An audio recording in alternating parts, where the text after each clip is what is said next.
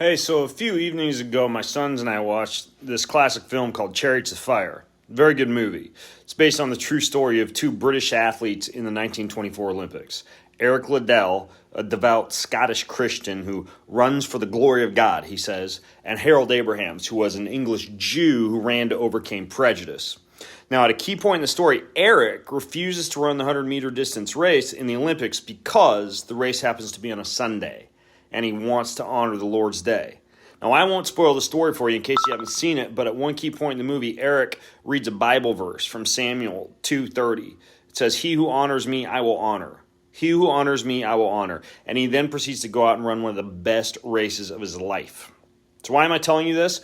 Well, if you read some of my writings, then you're well aware of the multitude of benefits derived from having one complete luxurious rest day each week. That's a day on which you're able to catch just a tiny glimpse of what eternal bliss and rest forevermore will be like in the afterlife.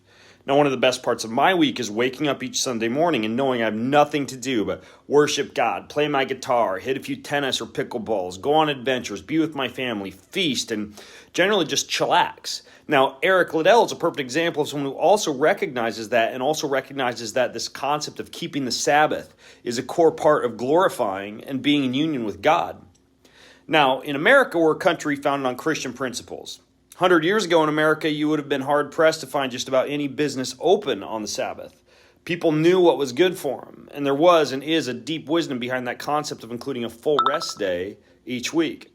So on that day, people were relaxing, going to church, helping each other, having meals, hiking, swimming, fishing, playing. But nowadays, aside from a few random restaurants that don't seem to be open for Sunday dinners, it's pretty difficult to find any establishment that's actually closed for business on a Sunday.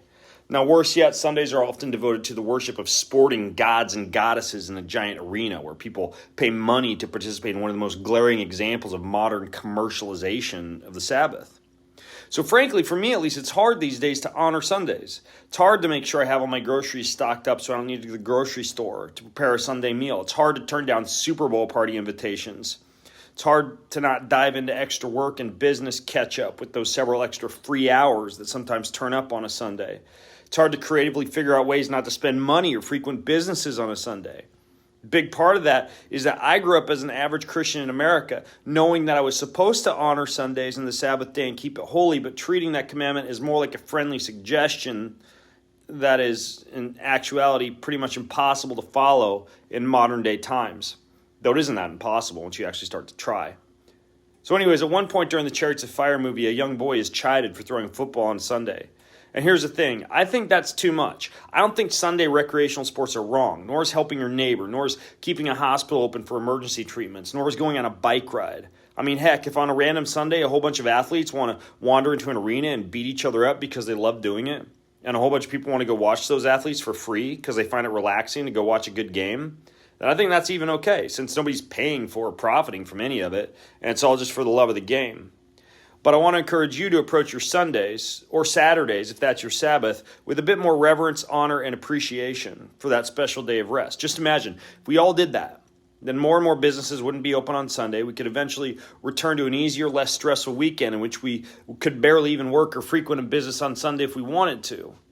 We'd finally have an official day of rest each week, and having it wouldn't be weird or out of the ordinary. The problem is most folks won't do this because who wants to tell their son he can't play in the basketball tournament finals since they're on a Sunday, or tell their daughter she shouldn't go to the movie matinee with her friends on a Sunday afternoon, or tell themselves they need to skip that afternoon of work catch-up on a Sunday.